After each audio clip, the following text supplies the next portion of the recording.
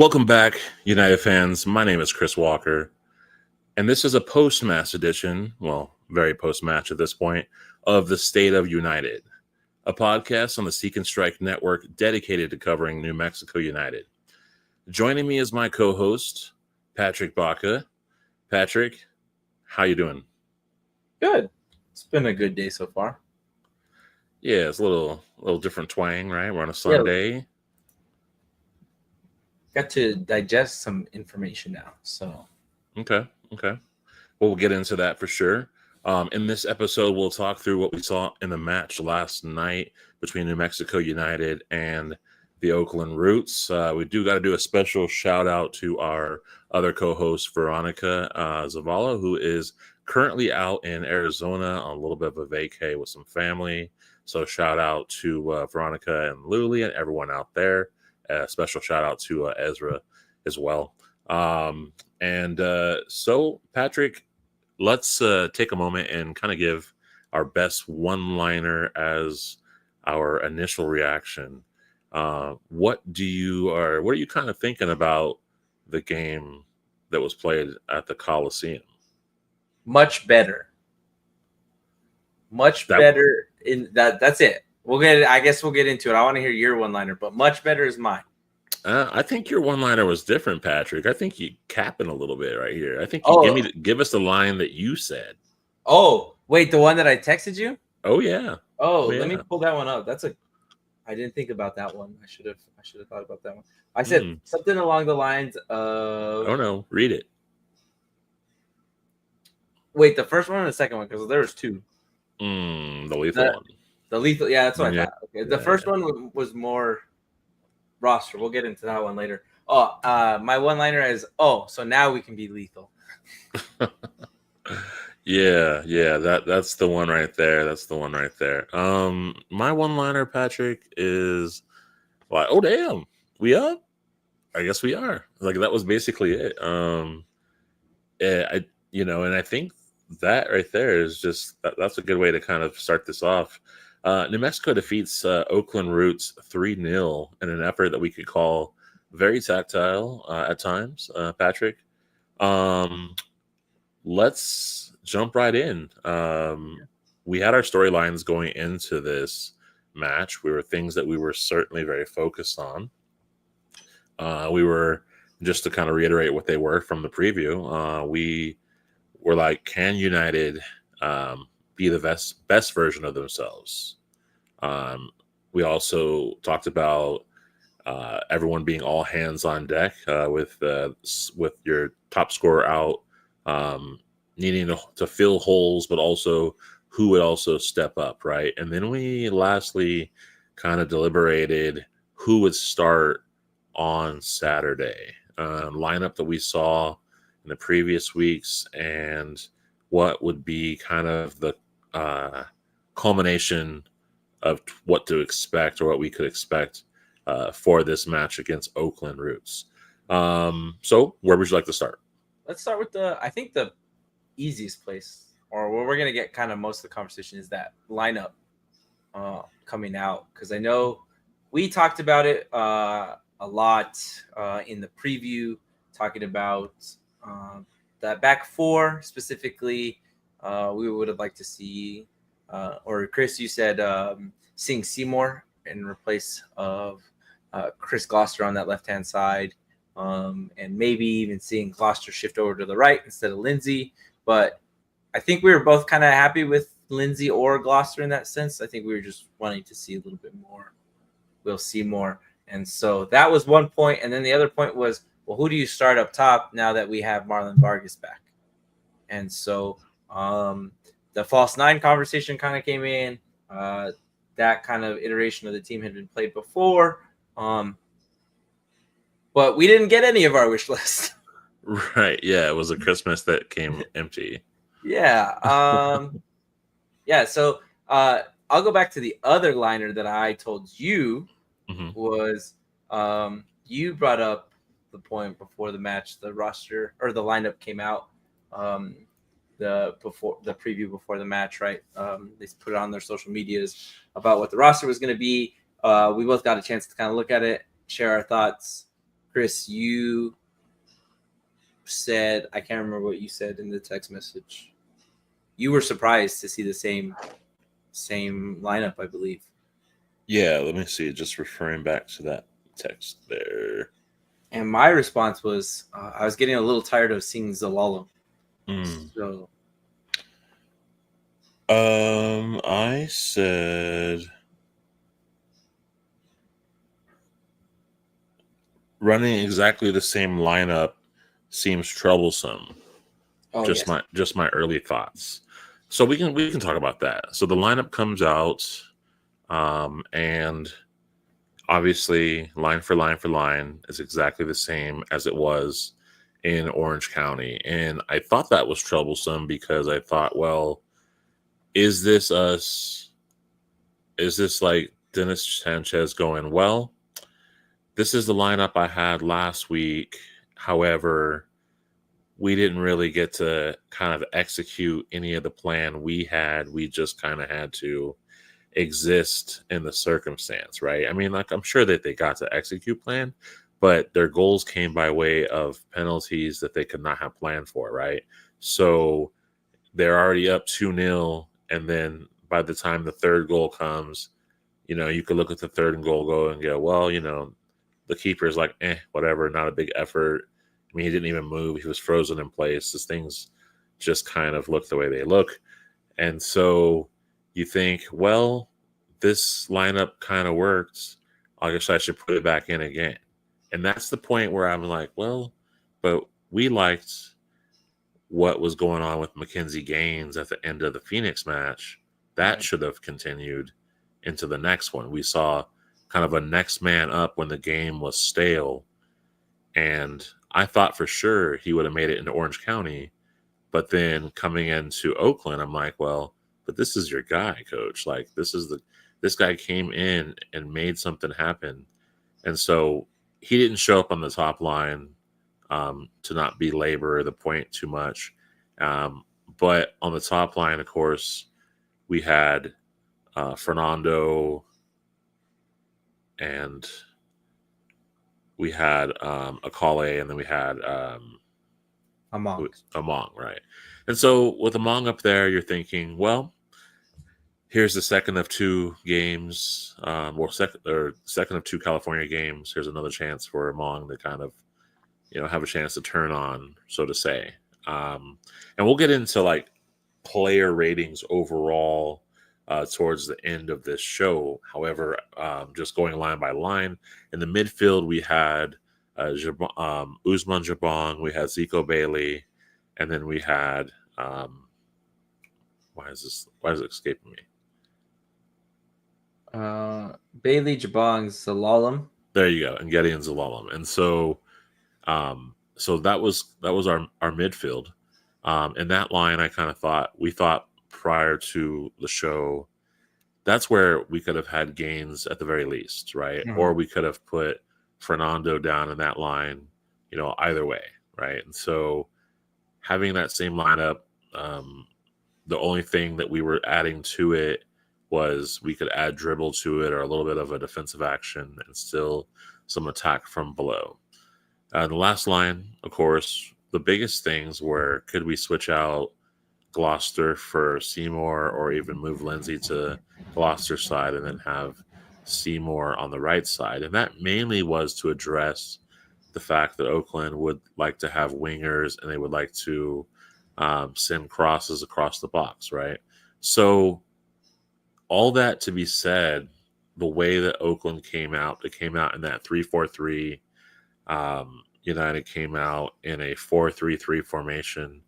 For the most part, in the very beginning of this match, initially, I could say that running the exact same lineup was okay. Like it addressed kind of the way that Oakland came out and kind of the way that Oakland was playing, right? With Prentice sitting a little higher up in the pitch, we didn't have to necessarily worry about him kind of being a winger. They weren't necessarily playing that style yet, right? Right. I think one thing that I'm going to go counter to that I think the only reason that the lineup works the way that it works is because of what happens in the game, right? And well, like obviously, but if you score within the first 5 minutes and you put a team on their heels pretty quick, and then you score another goal within those first 10 minutes in a dangerous score line, right? We've talked about the 2-0 being the dangerous score line always. Mm-hmm. But when it's that early, you definitely get to see yourself figure out the game that you are going to foresee. And the way that I think that United likes to play, very possessive, very, like you said at the beginning, at the top of the show, tactical, right? This was a very tactical win. Everything was kind of methodical in this sense. When you're up 2 goals before 10 minutes, that plays perfect into United's hand. We control 65 to 70% of the possession in an entire game. We limit opportunities for a team to find a comeback. And I think we made it easier on ourselves. And so by scoring pretty quick. And that's where my one-liner of, so now we can be lethal, because there was times where we were finding opportunities like that against Monterrey, against Miami, against Sacramento early on in the season, to name a few, that we weren't capitalizing on. And without going too much into the game, because we're going to talk about the game, Gloucester's goal, a little bit of luck, a little bit of spin on the ball, kind of, But before you get into that, though, yeah, I did want to revisit the lineup alignment. Now that I pulled up the picture, I didn't have the picture of theirs. So when we first did the scout on this team, they had a little bit of a different alignment that I remember, and the biggest thing was, actually, I should probably pull that one up too. The biggest thing in the lineups kind of were like how some players would align, and of course, right. And I'm trying to get back to the Sting image. I have so many of them out here. Oh yeah, I did a screenshot of it, and Sinestra was sitting a little bit lower in the top. Prentice wasn't even playing top. He was playing at the top last night. Yeah, and the scout Prentice was playing like on the wing is what it was. And so that was kind of the pre-scout, right? But then coming into this match, Prentice is playing at the top. And he's playing at the top with Peter Wilson. Sinistera is playing underneath. Then you have Babacar Njai, along with Gibson, Baranga, and Dom. So Dom and Njai would obviously matter in the midfield. Those two are obviously attacking, and so that made a difference. You have Hackshaw, who's playing center back, basically kind of controlling things in the back, and then of course they were without their goalkeeper, things like Luke McIntosh. Yeah, McIntosh. So they had Spiegel in, so that was kind of a variation. So early scout was they didn't have their goalkeeper, so that would automatically change a few things. But then also they weren't necessarily in a lineup where Prentice, who's normally the winger who's sending things across, really would be kind of offering the threat. So just to reiterate for the triple time, right? Like the lineup itself, it's more about the player personnels that maybe were missed out. Like not having Gaines in there was just more of that. Here's someone who really turned up that last match, and everyone was trying to get him the ball. And so the next match, that's the momentum I think you should have played upon, but you didn't. You left him out. So then that leaves much to be desired, right? And right. We don't have as much depth in certain positions currently. So I mean, when one person's injured, it can almost take out like the whole lot. And so so we go into this match. So I guess we'll just go ahead and kind of run in. I know I had like kind of pulled you back a little bit, but like first things first, United comes out. They're obviously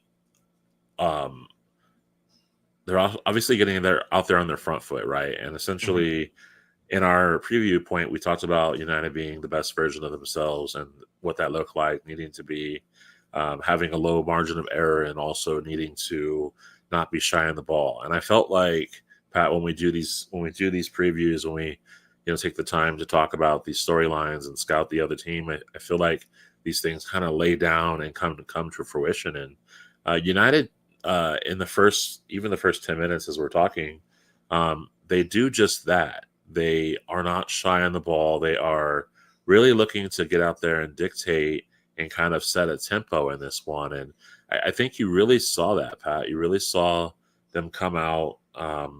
The passing was good in between players. It really was like the problem was fixing itself, right? And the problem of low quality or connected passes were fixing themselves. And we saw our team getting into the attacking half and really starting to like make some things happen for themselves. Yeah, and I think that's what I was kind of trying to bring up with the way that the roster worked, or the lineup at least worked, is because we put ourselves in a comfortable position early on, and for a team dynamic that works for us, right, that plays into our favor. And so I still think I would have liked to see Mackenzie Gaines in there. I feel like he probably would have been really good in kind of distributing, because I think one thing that I still saw early on was, and even in later on into the match, is this game could have easily been 4-5-0 if that pass from Zico Bailey had gotten there, if the pass from if Zalalem had a pass that made its way through. But it just seemed like there were some off touches and some bad passes that we kind of talked about. The harp that you've been playing for the last 3 weeks of not giving the ball away, right? This is Chris's favorite tune is not giving the ball away in the final third or in the midfield. Sure, perfection. Yeah, and it was something that came up. Now, I don't think we were damned by it, not because Oakland's not good, but because we finally played to a standard of we're at the top of the table, and we don't let those types of mistakes affect us. It felt like if Akale made the mistake, there was still the right coverage, either from Akale or from Jabong or Bailey or Lindsay or whoever was on that side, right? It just seemed like a little bit more ebb and flow, and I think a lot of that has to do with the cushion that we had early. So the first goal, let's talk about that, Patrick. Mm-hmm. The first goal comes in about 3 minutes into the match, and didn't even have my wings. Say that? I didn't even have my wings yet. Oh, that's crazy. That's crazy. I went and I got my wings, and I was like, oh, we're up. Cool. Oh, man, that's the equivalent of like looking away or going to the restroom. The one Bud Light commercial. Right. So the first goal comes in about 3 minutes into the match. Of course, the Gents had been dancing around with the ball and managed to set themselves up at the corner. And so Akale steps up to take the set piece corner kick. The ball, definitely a nice end swinger. And it basically drops down and within the right around the 6-yard box. I initially thought Fernando got a boot on it because he definitely had his foot out there for it. But it seems to just kind of bounce down in the scrum of all the players there, and essentially Gloucester taps it. And the ball kind of trickles across the line. I was almost thinking it wasn't even going to make it, to be honest with you. But United goes up 1-0, and it is just like the coolest thing to see the players celebrating. I will say the players' celebrations is kind of lacking, in terms of, we like to talk about all things United. I'm saying the Sellies are not like we got to fix that. But some Cole Palmer. Oh, is that what that was? Yeah, no, we need some Cole Palmer. Oh, okay. I was going to say, because if that's what that is, I'm going to have to Google afterwards. But have to shout out Chelsea. We're in the Champions League again next year. Anyways, continue. My Chris Gloucester, we got to get that Selly up, my man. We got to. But he gets credit for the goal, and I think they're all kind of in sure excitement that they're up that quick, because it definitely just Like it was a lucky one. And I was happy that we got it in. And so then all of a sudden we're up 1-0, right? And I know, Pat, over here, I was kind of thinking like, all right, I'm gonna just let this one play out because this is a little crazy. This isn't kind of how I saw it happening, but I was like, well, from week to week, if this is going to be it, it's going to be hard to kind of start talking tactics. So then, United is like, all right, they're up 1-0. And then in the next couple of minutes, they're back to kind of dominating possession a little bit, kind of advancing the ball. And then what happens is just as Oakland has possession and is trying to kind of take it up the sideline, Macaulay Akale is right there trying to, essentially kind of tackle for the ball, right? Like he's playing kind of a 50-50 situation. He poaches it a little bit away from Babakur Njai, and he's able to get a boot in on it. So he gets advantage, right? Because not only was he already like trying to, get the tackle, but then he achieves that, gets the ball, and then has full control. So then he sends a ball, like a nice through ball, in on a slim window. Sees Zico potentially could be there, leads him to it, which is a great thing. And then Zico gets on it, and then basically has about the same sort of a shot, an angled slot shot into the goal, and then all of a sudden, it's 2-0. We're talking we're 6 minutes into the match. We're up 2-0. Patrick, your comment comes across about, oh, so now we can be lethal. And I'm thinking to myself, like, geez, like, we're not even like 10 minutes in. We were so, the first thing I'm thinking, Pat, is like, man, we were so critical of this team like last week and, coming in, and all of a sudden now they're up 2-0 and, wow, this is crazy. Are we going to see something different here? So that was kind of my take on it. What were you thinking after 6 minutes? Well, after the first goal, I think I was also hesitant in the sense that like, that's 3 minutes, like, 3-minute goals. We still have 87 minutes to play plus some stoppage time, whatever. There's still plenty of time for this. Not to be the pessimist, right? But the reality of it is that there's still 87 minutes, and that's the conversation that Oakland is having after the first game. After the first goal is there's still 87 minutes, guys. Like, we're still well within this. In fact, I think after the first goal, Oakland gets a shot off. It's Peter Wilson gets one off, like maybe like not even a minute later, right? Not a good angle. I don't think he was ever going to score from it. But the reality of the first goal that we scored to the 50 seconds later of Peter Wilson's attempt on goal was kind of that, okay, cool. Yes, this is what I mean, that there's still plenty of time to go. It's that second goal after I tell you, like, oh, now we can be lethal. And I think that comment was more directed at, like, us finding the ability to score goals off of other opponents' mistakes convincingly. Not handballs, not just standing in front of goal like Fernando's was just the last week against Orange County. Fernando's was one that just kind of sat for him because it was like mistimed or whatever. This one, it looks, in my opinion, I think it takes 2 deflections before it gets to Zico Bailey. I can't think of the center back that's right there, but the reason his like initial touch goes wild is because I think it takes a little bit of a deflection as it comes off of Kale's foot. But sitting 2-0 that early, I thought, great, this is a way that you can kind of just put a staple to the type of game that United likes to play. We're going to pass this ball around. Oakland will see very few chances. And that's what I kind of felt like the entire night. Now, the first 10, 15 minutes seemed a little chaotic because it felt like maybe we were trying to rush some things because there's like a beautiful ball that gets played into Prentice and it just like slips in and Tambakis comes up huge. And I think after that save is where I settled down. I said, okay, this game is going to go a lot better. Yeah, it's getting into that save in the 9th minute. Tambakis has a boot save against Prentice. And the fact of how Oakland was getting in back there, I was like, well, okay, like Oakland's not going to be, they're not going to be very tame. And if United's up 2-0 that quick in the game, things have obviously escalated.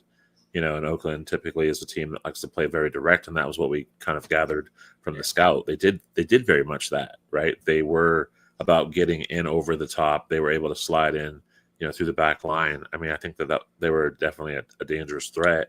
I do want to pose a question to you, though, going up 2-0 like that early on in the match and the way that it happened. Do you think that those goals are Oakland making mistakes early on and United just capitalizing and getting lucky off of it? Or do you think that there was just maybe even an inkling of skill? I mean, obviously, it's by chance that a ball falls in the middle of a scrum like that from a corner. And then also, secondly, a player basically being able to tackle on the side and being able to generate an attack like that. But do you think that those things are strictly Oakland defenses, or do you think that United has to get credit in that? And the reason why I ask you that is because I know after the match I was, surfing the internet, I was on Reddit, I was on, all over the place, right? And two things that kind of came to mind that would inspire the question. One was clearly head coach Gavin Glinton, he's got this, he's being asked a question about, the start, and he says, man, we have to stop making mistakes like this. We have to stop making mistakes like this. And he's like, I'm tired of having to say it over and over again, right? So clearly he just says that. And then obviously fan chatter in the Oakland Roots forum, they're talking about, United looks sorry tonight. I don't know, they got really lucky on these goals, and and man, we made the biggest mistakes, right? So that's why everyone's seeing it kind of, and it's as being the United fans over here, we're like, okay, well, this did not necessarily feel like 2 PKs off of handballs. No. This felt like there was a set piece corner from a valid player who's known to put things on the mark, and we know that they're going to be looking for it to drop, and there was a slight chance and luck that he could be there. But then also, Kale on the, kind of near the side, being able to challenge a player and basically gets control, sends it through, and then the player, does the rest. I mean, there was a bit more coordination, I think, from United. Yeah, the set piece, definitely one of those things that, if you're gonna sit here and say, "Oh, it was lucky," then we're just gonna call every set piece lucky, because, it was our fault. I can understand if you actually, let me rephrase that. I can't understand saying that you made the mistake on a set piece unless it was a handball or an own goal. An own goal, right? That I can understand. Yes, there is going to be, objectively, there is always going to be a little bit of luck in the game, and that is just something that gets factored in. If you can't factor in a little bit of luck into the game, then I don't know what to tell you. Even Pep says that you have to factor in a little bit of luck into the game. You could be the best player in the world, but you could still have a little bit of luck go your way. And so they don't do a good job of marking everybody. I think Gloucester snuck away pretty much. He was the one that was unmarked. The cool angle that I saw was a little bit more on the side where it shows Gloucester's actual foot get on the ball and the way that it spins. And so, you get a little bit of lucky on the way that it spins and the way that it rolls, and that's fine. I don't think that's a mistake. The only mistake that I could point out is maybe you didn't mark Gloucester, but you can't be hypercritical of that moment being United didn't win this game. That is not anywhere near 2 handballs that saved us in Orange County, right? And that was a week prior. And that was a point that I even made in that forum. I was like, well, it isn't like you guys kicked it in. Yeah. It isn't like you made the pass back, right, to our player. There's definitely some coordination. There's definitely some, a bit of United's effort in the mix. I said, the fact that you're down 2 goals at 6 minutes, that isn't necessarily an incorrect. Is that an incorrect scout? Maybe it was based on what you've seen of a team the last 3 weeks. Like, hey, they have a trend. They like to do this and they like to do that. But in that first 6 minutes, Pat, I didn't see the trends we had. I was eagle eyed looking for low quality passes, and I was eagle eyed looking for us to do cross passes in the midfield where we would get picked off. I looked for those things, right? Because I thought this is most of the same guys that were in for the other games. We're probably bound to see that still. So I'd be looking for it, right? Right. And I wasn't seeing it. So I thought by 2 goals, I could kind of ease off of that particular position, and maybe things were going to be different, right? And I think for the most part, they were. But of course, you brought up in the next 5 minutes that Peter Wilson and of course Prentice would be able to get kind of in our back line and create some beautiful opportunities for themselves. And at that point, I thought, well, if this scoreline goes away that quick, then I don't know how the rest of it's going to go. But we definitely weren't kind of counting on that many goals to be in a game. So then, kind of going a little bit more. I know I didn't necessarily track this in my notes as far as from anything beyond like the 10th to like the 30th minute, other than just really to document the saves. I mean, I know that for the most part, if I think back to how the gameplay was, it was pretty so-so. I mean, like, the passing was there for United, the connected passes were there. One thing I do remember doing mentally was counting how many touches it took before or while we were in a possession. And I think I counted that it was like 8 passes indirectly to move the ball upwards at times. But really, I just thought like, okay, this is why we have these wild 400 or 500 count passes, because of things like this. Like this is 8 passes, and then eventually we lose it because of a foul or an offsides mark. And I'm like, well, it kind of makes sense, right? Yeah. And that was kind of the thing that I pointed out, like at the beginning, was that kind of indirect play was going to be a little bit more fortunate for us because we were up so early. But like the other thing to that is that's just kind of become our identity, right? Like that's what we even said in the pregame scout for us was we play very indirect, and that's what we're going to do, and we're going to find those extra passes. I just felt like there was a level of, I don't want to say competency because that sounds mean, but it seemed like there was a level of energy in that first half that felt like we didn't make as many mistakes as we normally would. Those indirect passes didn't feel as much. I know you're counting. Was there a specific number that you had written down, or like on the passes? Well, I mean, it was 8 passes. It was 8 passes that I was counting. And but like you didn't have any like number of how many times we did that, like where we gave it up after.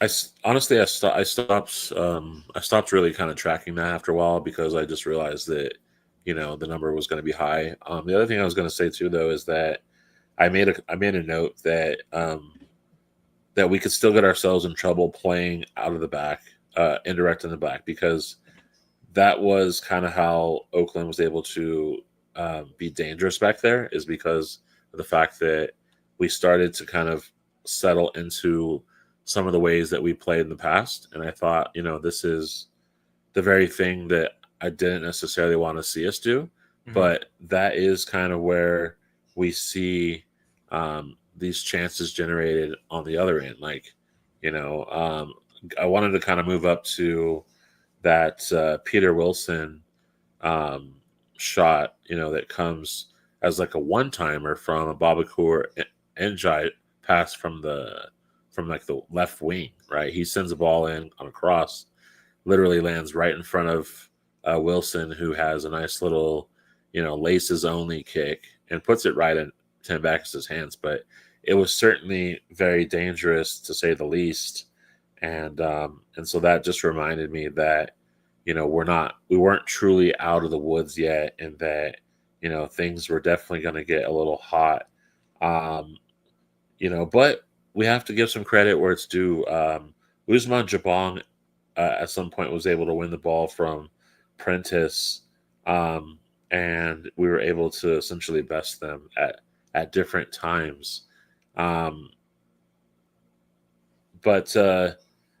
some other things I kind of pointed out in my notes, Pat, which I didn't minute mark them or anything, so you might have some things that came along the way. But I just said, I said that Oakland was beginning to kind of press at the top. This seemed to kind of happen between minutes 15 and 23. I know I mentioned the save at 31, but also I was trying to say that I think Akali was giving Oakland the fits, right? He was just all in their backfield at times, and I think that kind of threw them off a bit. Possession, probably about the 30th minute or so, was probably about 70-30 New Mexico. I remember that being something that commentary talked about, and these things were kind of crazy. And I think New Mexico was looking like a better player, they were looking like better players tonight, is what I said. They still had some errors, but even with those things, they're kind of being overridden by how well they were playing and with the ball, and also when they were trying to set up different opportunities. And then that was kind of, I think, most of the note I made for the first half. It was most of what I kind of thought. I was like, okay, we're up 2-0. This is crazy. I would expect the second half to be very different, hopefully. And by different, I just meant I think that, we would probably have more opportunities. Oakland would probably have more opportunities. I figured that the game would just kind of flip on its head. Yeah. The first half definitely went by, I think, pretty quick because there was a lot of action that happened early. And so I think you're right. That 15 to 25-minute mark seemed to slow down a little bit. And then I think that Oakland starts to get a little bit more pace going forward, and there's a little bit more punches. Prentice gets the shot off, right? Wilson starts making a couple of attempts late in that. Or I'm sorry, that's in the second half. Sorry, that was on the other side of the 45. But some of those quick passes that Oakland was getting through, and I think even the commentator said it, is that they were going to have a hard time finding a way in behind United's back four, and that seemed to be pretty much the case. The only time that they really got behind United's back four is that nice pass to Prentice, right? Or you brought up the save. It was not Prentice's save. It was Peter Wilson, right across from Njai, right? And so those were probably the two instances where Oakland got in behind on their kind of their own accord, right? Right. Skillful play, nice little passes. But in the reality is that is something that we scouted, that we said that was going to be the case, is that there was going to be some of those opportunities where they were probably going to find themselves in behind. So I felt comfortable going into the second half knowing that Tambakis or the defense came up big in the instances that we needed to get them big, because I think the game is a lot different if either one of those go in or even both of those go in, obviously. But if you could limit those opportunities, right, those big chances, I think FootMob had them at 3 big chances in the entire game, and the 2 of them came in the first half. So you got to ride out some of those big chances. Hindsight 2020, right? And so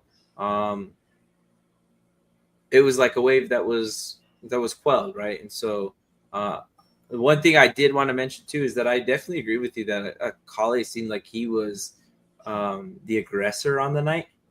Definitely found himself into spaces by his own technical skill, right? The assist itself is kind of the blueprint for his entire game. So right. Well, and to that point, I definitely did think okay, Akali's gonna have a huge game today. It was already evident from the set piece corner, from the the assist to Zico Bailey, and just also in some of the shots he was taking. I thought, well, Oakland's going to have to address this because Colley's asking a lot of questions of their back line at this point in time. And, as for the scout, I really don't remember anything too much about Oakland's back three other than I told you at times they jumped into a back five, but I don't even think I remember once seeing a five in this instance with them. I don't think that they ever really dropped two back like that at times. I think there was like a 4 at one point. Right. Yeah. And that was it was like early on in the game where they kind of shifted into right. 4, but even then, like it was like kind of a weirdly positioned 4. I think they meant to ebb and flow like they're supposed to in like a 3-4-3, right? Right. Yeah. And it just came out kind of weird. So halftime stats that I just snapped a picture of really quick. Of course, we were up 2-0. Oakland had 4 shots. United had 6 shots. Oakland had 3 on target. United also had 3 on target. Possession was 36-64 respectively. Oakland with 36. Oakland had 3 corners. United had 2 corners. Offside wise, Oakland had 3. United 0, and each had a yellow card. So if you really kind of look at those halftime stats, everything kind of seems similar besides possession. And possession, we normally say, possession doesn't always tell the story, but I think it did in this particular half tell the story because we were doing more with it and being more potential with it. But also, like, the offsides do tell a lot because, if those aren't offsides for Oakland, then those are probably potentially a goal somewhere in there. And I think that that's where they were really intentional about what they did with it, right? And so anytime a team has got that many offsides and another team doesn't, two things I think are kind of described, right? One thing is that the other team was very disciplined and staying within their shape, which I think United did. They were always about doing that. There was definitely some instances where I thought, we're going to be off, but we weren't. We were able to stay on and still generate chances. But then for Oakland to be off as much, to me, I thought, well, they were probably going to definitely take a risk to try to get that reward. And so, it just didn't time right. But, that also kind of tells you that they're not maybe as disciplined to kind of keep their shape if they're offside that many times. Right. Especially if the other team isn't that way. So that was one thing to kind of make note of. I did wonder if we were going to blow it in the second half because we were up so much. I thought, well, we kind of went another 30 minutes without a goal. I mean, we definitely had some opportunities probably. But I wondered if we were going to blow it. I did make the comment that, hey, look, G-Eazy is playing at halftime. It's cool. Like I thought, they've kind of, it's been noticeable, obviously, at the Coliseum. It's kind of, you got to toss them like a shout out. That's cool that they got the Coliseum, and it's cool that, that the organization is really kind of turning out to make some things happen. I mean, they've had Too Short perform. I think they've had E48, maybe. I'm not sure yet, but they had G-Eazy, and so that's really cool for that situation to kind of happen. Obviously, turning out a loss ultimately has been, I think, the trend on a lot of these performers. So that's another thing, but nonetheless, those are just some of the things I thought at half. So kind of getting into the second half, Pat, this is where I think that we were going to be in for it, and I thought maybe what we talked about was certainly going to change for the worse. One of the first things that happens in the second half is that Oakland makes a switch. Babacar Njai, though he was obviously somewhat of an impact and definitely contributed in the first half, is subbed out, and Panos Armenakis comes in. So when Panos Armenakis comes in, essentially this kicks Prentice out wide as a winger, and it sends Jose Sinisterra up as well. So now you have Sinisterra, you have Peter Wilson up top, you have Prentice out wide, right? And Panos comes in underneath.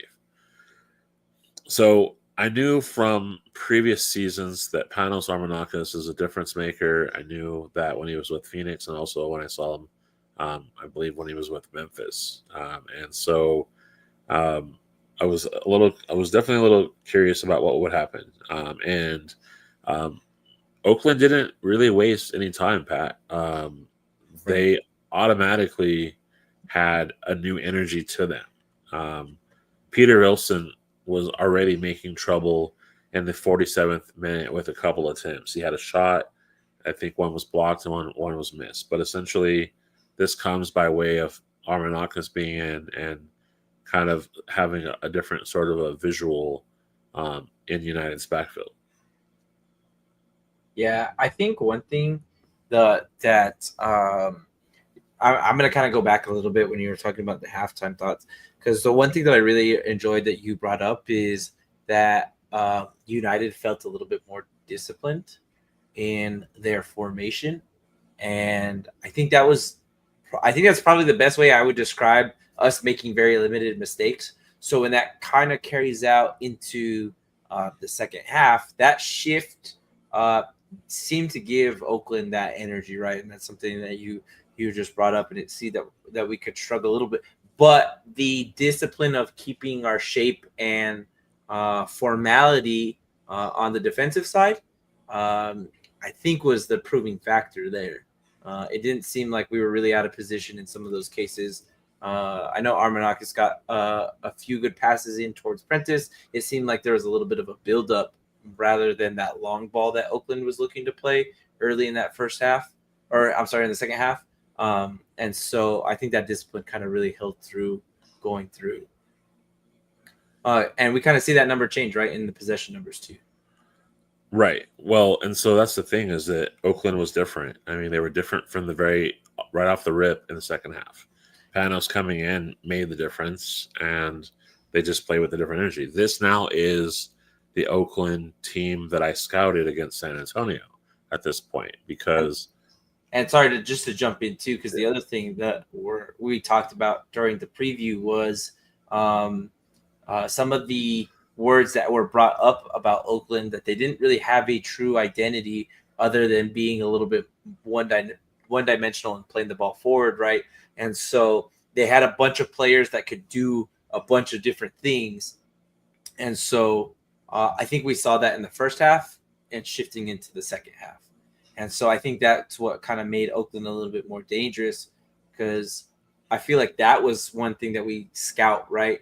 Not just the initial lineup that you're about to pop in on, but that they have the ability to move these pieces around and probably play a little bit different style of a game, which made them dangerous coming out of that, because I don't think United was very prepared for that switch in tempo or mentality, maybe. Well, I think it was not so much about tempo or mentality. It was about the fact that they were just playing two different styles. Honestly, Yeah. I mean, they were playing a different style when they started.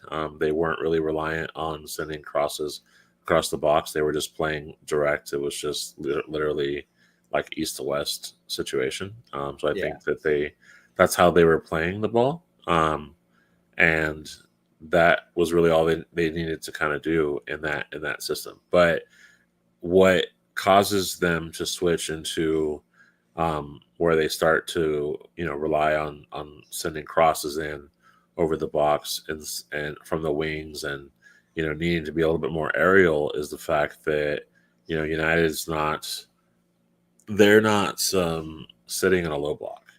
So I mean, so they're playing outward. The United is just as much pressing, if not just like Oakland was. So it got a little different, right? And so now Oakland they realize that maybe they're not going to get to penetrate as much going direct. So now they have to kind of take opportunities from outside. So I think that's where it looks like, hey, we got to take some shots from outside as well, because maybe we might, they're starting to press us, so maybe that's going to be a way that we can kind of take advantage of the space. I mean, commentators noticed it too. There was like in the second half, there was like some 20 yards between players. I mean, between the lines. So that's because of so much that was going on. So to me, that's the perfect time for things like that to happen.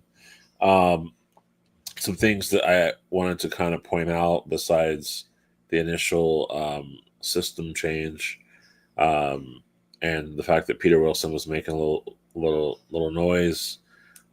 United struggled during this time. They really did. They seemed like they were swimming upstream through most of Oakland's re-energizing, and you could see them trying to push through, right? But possession changed a lot in there. It was very ticky-tacky Right. on how the game felt, right? And but I think that there was something that happened in the 55th, and that was that head coach Dennis Sanchez made a couple substitutions, and he brought in Daniel Bruce and Marlon Vargas. And this wasn't maybe who I thought was going to be the first substitution. I definitely was surprised at seeing Daniel Bruce come in, but seeing Marlon Vargas come in was like all the better. These substitutions were made for Gideon Zalalem and Thomas Among. And I felt like this was just the right thing at this time in the match because we were really kind of swimming against our own will, or actually, not against we were definitely, like I said, swimming upstream. It definitely was a tough moment from the moment that things kick off at 45 through that moment at 54, and I think we had to make a change. And I remember earmarking. I'm glad that Dennis made this change because he probably wouldn't have made this in previous weeks until about minute 65. Yeah, and I think, and then one thing too to kind of point out to that is you sub in somebody that becomes like a lifeline for United, right? Daniel Bruce definitely provides that adrenaline shot to the team, and he's a spark. Yeah, he's literally the spark, and I don't think anybody will ever question that. So to see him come in the 55th minute, I think definitely changes the way that the way that United wants to keep Oakland off the ball. If that makes sense, if that's what I'm trying to put out. Well, they were trying to kill a moment, right? Right. And so by doing that, I mean, it kind of shifts things a different way. I kind of noted this too. And I think I was trying to kind of confirm this with you during the match, but when Bruce and Vargas come in, I noticed Vargas on the left, Bruce in the middle, Fernando up top on the right. I think Kakali was probably underneath, maybe he was playing the mid somewhere. And then, of course, Bailey and Jabong, and then that was kind of the adjustments that were made. And so by having Bruce playing that striker, that made sense. I mean, that we either saw that it was going to either have to be Vargas and someone else coming in, but it's Bruce, and that totally made sense. There's not much more to really say on it. Yeah. It was good that choice was made. It definitely felt like quite the chess pass. I mean, Oakland made a personnel move in the 65th. They brought in E.J. Johnson. They took out Sinistera. And we know from our preseason that E.J. Johnson was basically kind of seen as one of the solutions for offboarding Johnny Rodriguez for them. So, that was definitely like one of their power players that they had brought in. Ryden also kind of made some instrumental challenges, and he saved a goal from happening in the 67th. Do you kind of remember what that goal was for Ryden? Because I feel like, or what that challenge was. Yeah. So it was some mistakes, kind of not really playing out of the back. Well, it was from playing out of the back, but it wasn't anything like we couldn't that we didn't like foresee. I don't remember that save. Hold on. I was thinking of something else. No, it's okay. Like I remember I'm thinking of a different one, I think.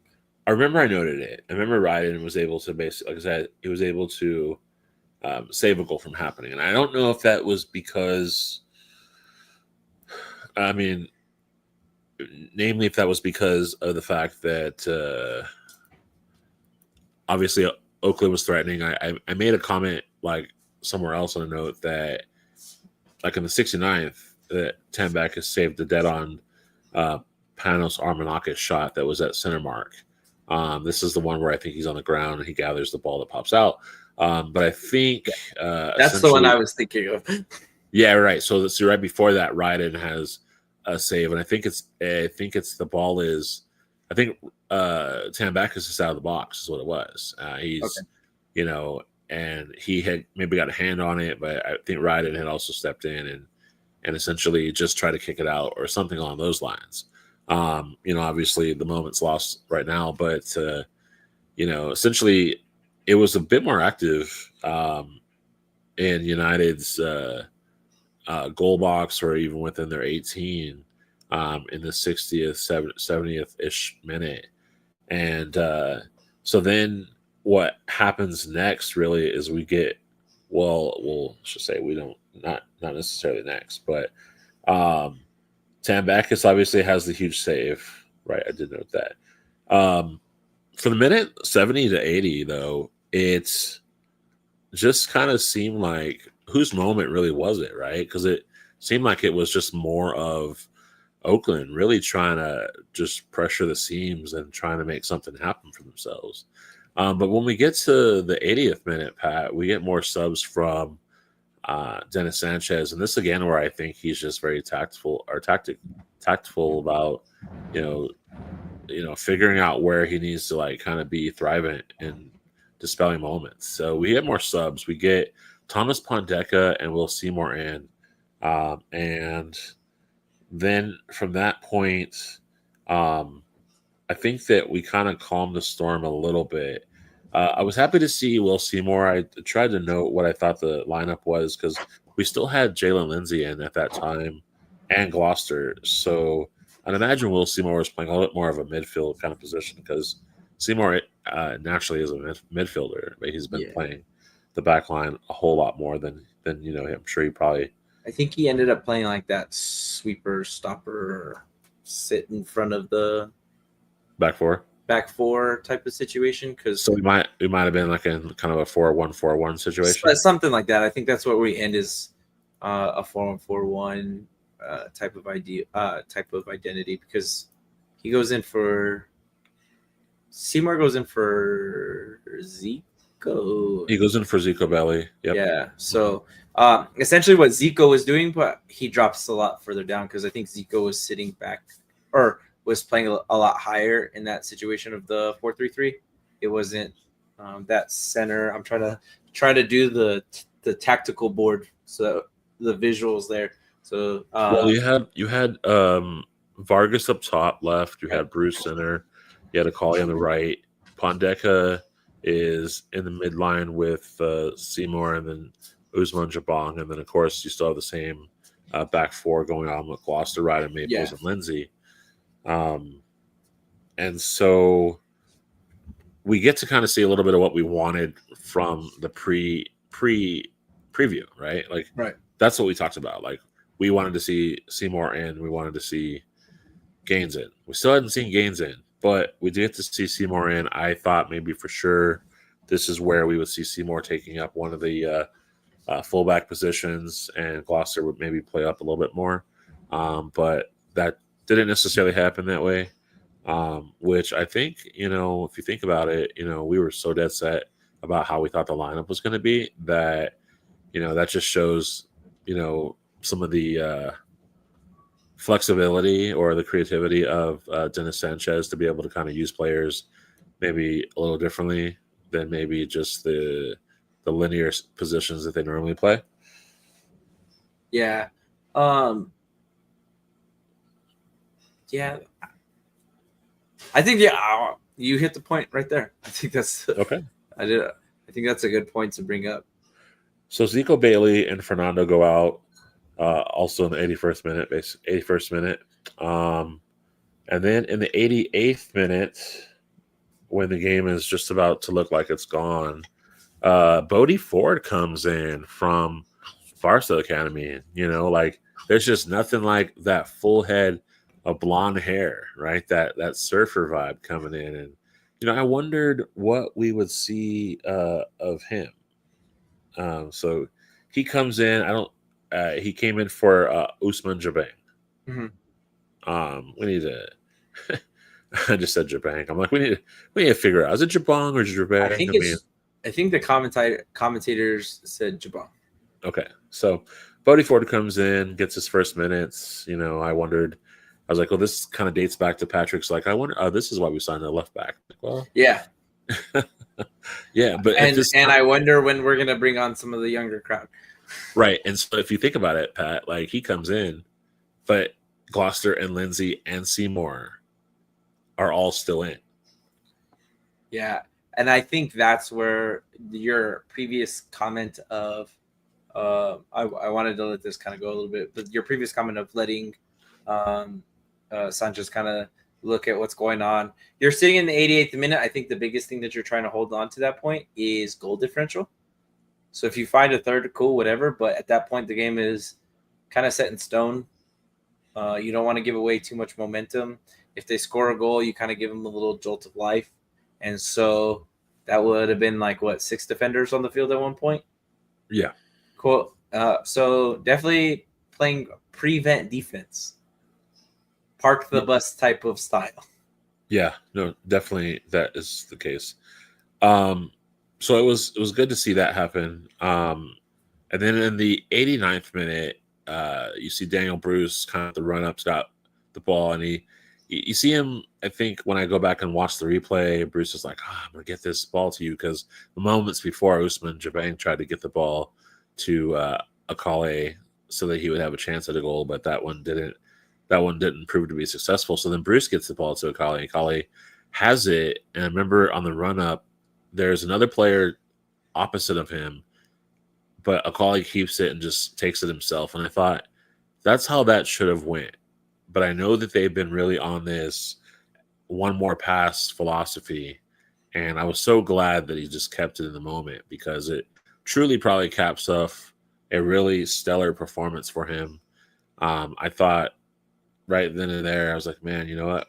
Akali is a made man on this match, because he really never quit. He really was the difference maker, and it just goes to prove the point that you have to have him on the pitch if he's available. And I had made this note on my page that if XG equaled Akale being on the pitch, then XG is always going to be positive, right? Yeah. Because, clearly that is the difference maker. That is the piece, you always got to have, no matter who else you have on. So Pat, it becomes 3-0, and the stoppage time plays out. The game is over. It's 3-0. United wins at Oakland. And I mean, what's your reaction at this point? Like they weathered the storm. They came out, 3-0. I mean, I know it's Oakland. I know they're sitting in 10th, but still, like, this is one of those teams that can come back. Yeah, I think that third goal, going back to that third goal for Akale, is that like cherry on the top, I guess, for the entire game. Not just Akale, but like I think for the entire game. True testament of like your resolve throughout the whole game, because we know that there was multiple opportunities that Oakland had to get themselves level, probably even win the game at one point, if sometimes the ball finds their way. And so that goal, I think that was one thing that I kind of argued too, was we don't have to find those extra passes. Like you can go on and finish, and it's probably a good thing, because I think Marlon Vargas is offside. So so I think even if he plays that ball, it's not going to count because Marlon Vargas is offside. But finishing the game 3-0 felt a lot better than the 3-0 at Orange County.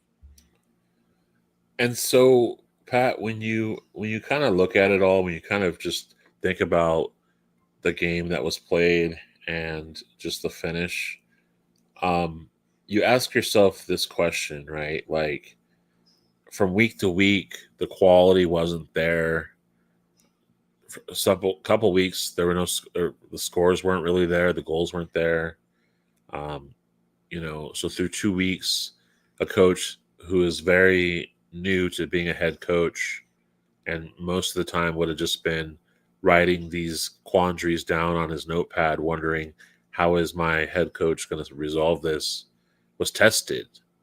Right. And one thing they didn't do was go to the market. That's one thing they didn't do, was go and buy a striker or buy a player, right? I mean, Bodie gets announced, but he's, clearly not. He wasn't like, we could say it was him, right? But He's clearly, not our like, striker. He's not our right. number 9. Well, he clearly wasn't like the puzzle piece, but we could give it to him. But he doesn't go to the market. They don't go to the market, and I mean that was an opportunity for them to think that they could just buy their way out of it. But instead, they worked it out, right? And I know we had our questions about it. Was this the best 11? But it's proved to probably become the better 11 that was available. I wouldn't say overall it is, but I'd say that it is. This is what they had to work with, and so they work out some things. I will say that I'm going to be stubborn. I think that Gaines should have been in on both games, but he wasn't. So, or at least on this one. Hey, look, I'll take that point even further. You're saying 11. I'll say 18. I think that's probably the best 18 that we're gonna ride with up until we probably get. Well, it's the only 18 we got because everyone else is hurt. So yeah, I mean, I think even then, right? And I think that the conversation for us was, what are we really going to be trying to get out of this? Like my storyline was, what are we really going to be trying to get out of this when you don't have your leading goal scorer, right? Like, where are you going to find those moments to truly produce and fill the holes that are the goals, right? Ultimately, the goals. And so I think this 18, the 11 looked good. I'm with you. I'll go back to my comment of I'm tired of seeing Zelalem, because this goes back to our previous conversations of he just feels like he's on the pitch, and he's not. He's just the extra 11. I do feel I could echo that. I feel like that. Like there were times when I would forget that he was on the pitch. Yeah, that's how I felt. Was like I'm thinking, oh wow, Jabong is doing really good on the defensive side. He even gets himself a couple of good he gets himself even a good opportunity to shoot and score, right? And it kind of comes off his left foot a little awkward. Obviously Zico Bailey gets himself a goal. Akale's doing his part. Among also in that same kind of situation, but so let's go into that though. You're making a good point, and I want to spin it one more further. Like, sure. Like a lot of the players you named have a style identity amongst the ranks. We can totally go down players and be like this player, that player, this player, that player. Mm-hmm. And I think that these players came either with a reputation or we saw kind of their style develop, and that's what we know them for. I think when you think about Gideon Zelalem, he was 14 when he was like the youth prodigy, and he was great with U.S. national team and was going to be this crazy player for Arsenal, right? But all that stuff is gone, and I don't think we really know what came after it, other than some injuries and trying to get back into things. So I don't know. I think maybe the reason why Zelalem feels very vanilla, or very like, I guess he was out there, I didn't really kind of notice him. I will say this though. I did notice him yesterday more so because like it was essential every time he had it that he did something with it, and that sounds kind of like, okay, well, of course, right? Well, duh. but I mean, for the most part, though, I noticed him a little bit more yesterday in the Oakland match, and I think that's because I was a little focused on what the passing looked like in the midfield, and I mean that's where I think it was. If the passing was if it was super messed up and disconnected, then I would have definitely had something to say about it. But the gameplay kept being swift, and I know he had a piece of that. but I just think that we don't really know him as, okay, well, what is your forte now as like a 20-something-year-old? You have a chance to reinvent yourself. We know that all the little interviews and all the little swaggy like interviews you've had, like all that stuff is kind of come and gone. And you know what that begs the question, Pat? We need to have Getty Zalalam on the podcast because Yeah. honestly, I think the thing that we're wondering is what is his style, what is his identity, what's his mission, what's his vibe. We don't even know those things, and I think that's means that we got to have him on. So New mission. I think that is the new mission. So if he sees this and he's like watching this one, he's like, man, these guys were coming at me. Yo, we just didn't know you, and we got to get to know you. So then that probably will change some things. But I think the other thing I was going to say to you, Pat, was I was looking kind of at the final numbers, and obviously total passes were at 518. Oakland was at 452. So we maybe get Oakland to play a little bit more indirect at time throughout the match is what I kind of noticed, and that's where I think the wing play came in. But we kind of do our normal thing. I think we're a little bit better on duels, so to say. I do remember times watching the boys get up or time when to get up, and so I'd have to say that was a positive for us. I don't recall. Did Usman Jabang? Did he get a yellow card? Let me find. I don't think so. Zalalam got a yellow card. Okay. I'll tell you right now.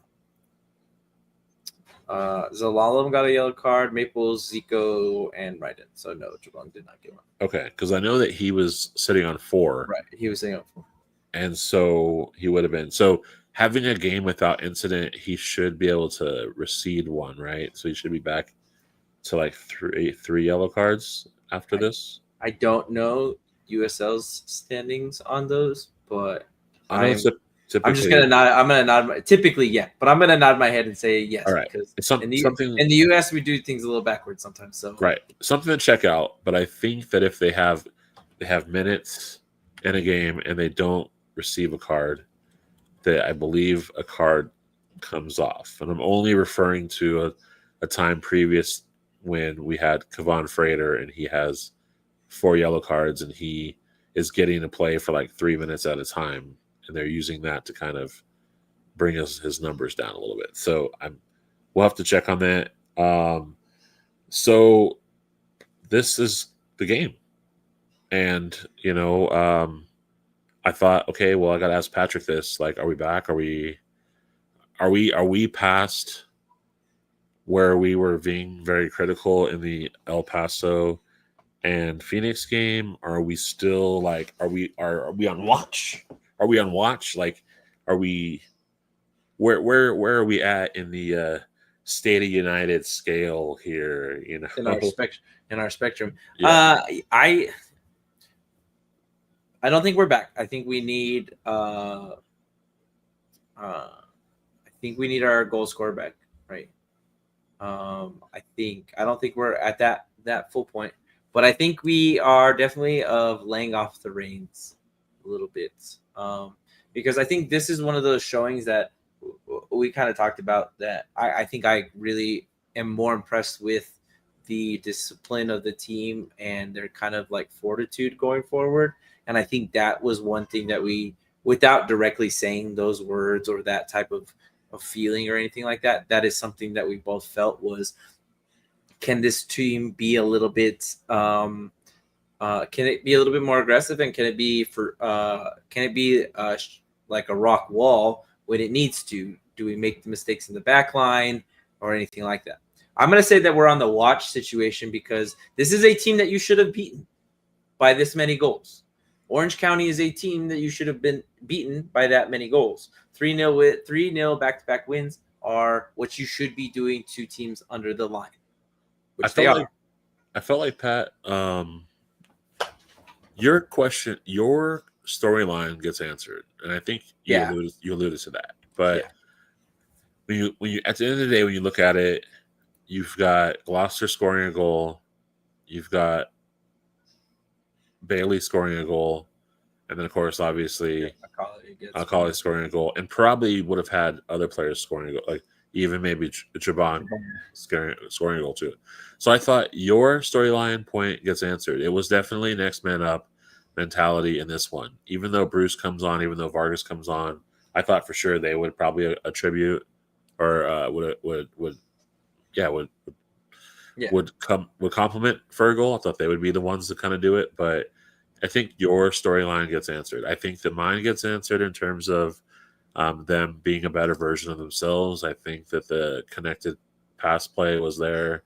The quality of the distribution was there. At times, I was a little concerned about some of that play in the back, and I thought Alex kind of taking his time to to run up on a ball. He probably could maybe stop doing that, but I think that they were a better version of themselves. I think they were definitely not shy of the ball.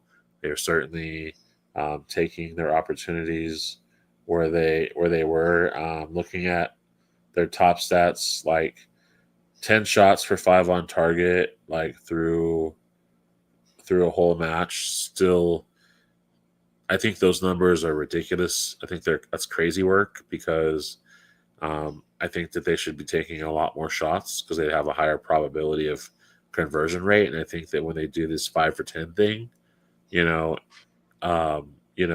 doesn't always turn out as three goals.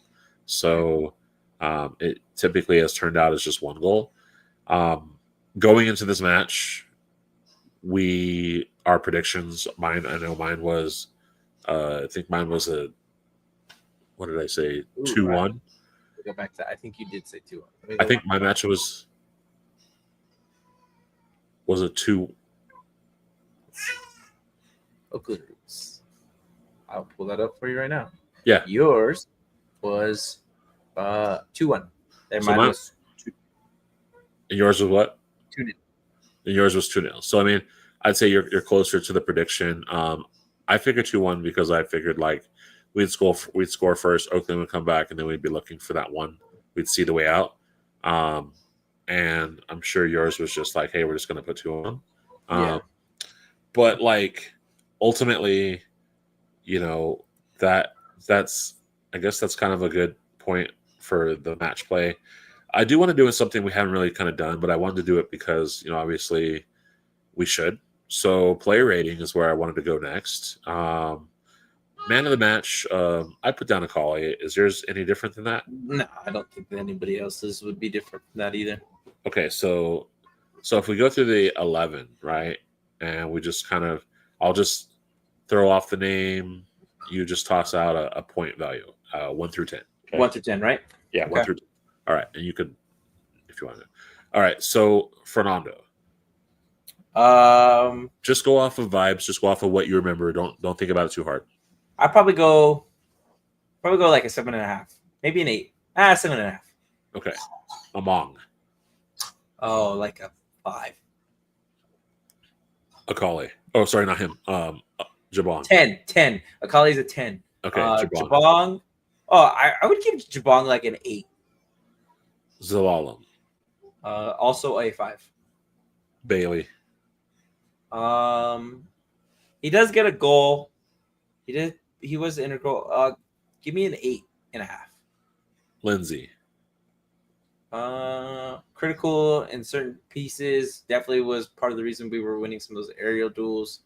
Give me like a 6.5, 7. Maples. He was kind of quiet. I felt like he was. Huh? I felt like he was pretty quiet. 5.5, 6, somewhere in that range. Well, he did come up with those saves. I didn't remember it. I went and I found it, but 7.5. Okay, Gloucester. Also 7.5. All right, let's go to the subs. They came in. Bruce. He's always a spark, so I at the bare minimum I have to give the dude like a 7. Vargas. And he did have the assist. He did have the assist, so 7.5. Okay, Vargas. I thought he was quiet when he came on too. Like he gives that a little bit of that spark too with Bruce. Give me like a 5.5. Bodie Ford. He was on for like 3 minutes.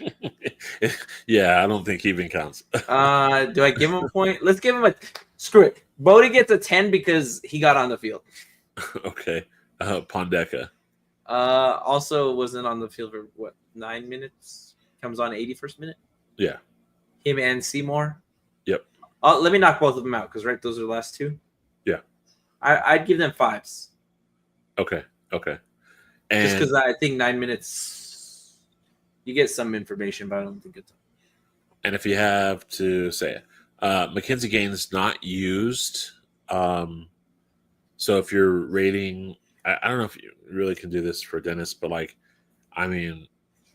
didn't get used. Like, I had a problem with that. Yeah. I have a problem with that because of Zalalem, but I already went into that point. So Bodie got in, Gaines didn't get in. Yeah, that's just kind of crazy. I think maybe Gaines is dealing with a stomachache. I don't know. Like, there's got to be some sort of reason why he was not one of those 5. I think in that situation for Bodie Ford, like there's 3 minutes left. You're protecting it. He's primarily a defender. I could agree with that.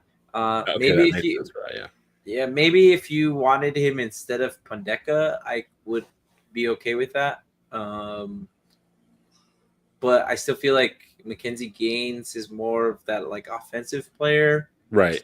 So if I was leaning towards Gaines coming like in, Gaines is coming in for a Mong or for Zalalem. Well, and he's coming in if we need another goal, right? Yeah, if we need it. Well, I think if it's 1-0 at halftime, I think Gaines is coming in for Zalalem or a Mong. I think that's kind of where I'd be sitting at.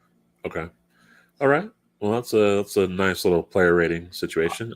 Final numbers, Pat. Again, I'll go back through one more time. New Mexico 3-0. Possession 46-53. Favor of Oakland. Shots 9 and 10. Favor of Oakland. On targets. What do they say? 4-5. 4-5 in favor of Oakland, and those are some of the final. Those are the final numbers there. And so, Pat, did we leave out anything that you want to mention? As far as the game goes, I think this is definitely something we can build upon. Like I was kind of going in there on that spectrum. Not out of the woods yet. I think there's still a lot of the big issue that we're looking at is those extra passes and being able to be a little bit more lethal. I obviously want to see more of that. Just because it's one game doesn't mean that we don't shy away from something like that. And then you brought it up today the whole time for our back line is still that issue of, I think, a little bit of panic for fans, at least, of playing out the back, because we've seen where those mistakes have kind of put into it. So definitely in a position where it's a lot better and I'm a lot happier. I did say this could potentially turn into like a 6 or 7 game win streak. You needed to win the first 2 in a convincing manner. We won the first 2 in convincing manner. Now we just got to get ready for our next one. So kind of just to go on that, we'll be recording our preview edition of the State of United on Wednesday. We'll be talking about my favorite stadium in this league. Nope. Oh, no, I'm wrong. We're not there yet. We missed that part. Jägermeister Cup. Jägermeister Cup is. And we'll be playing at Phoenix. In the middle of the summer. So yeah, sorry, we'll be talking about Phoenix and that rivalry and how much their fans don't like us. That's right. Well, and we want to plug the YouTube. Obviously, you're here, you're watching it. But if you're catching this on Apple or Spotify at a later time, we want you to know that we do have YouTube, and we'd love for you to come and hang out when we go live. Best way to know is to subscribe and to hit the bell, so that way you're notified of anything that's going to be happening on the channel. To our Patreon members, thank you for watching the episode. Your continued support keeps us creating new content. To those, well, let's skip that line there, actually. Well, Pat, if that's it for Patrick Baca and, of course, Veronica, we know you're out there enjoying Arizona. We'll see you back on the next one. I'm Chris Walker, and you've been listening to a post-match live stream edition of the State of United. And let's have a great Memorial Day weekend. Thank you to all who have served, and bye.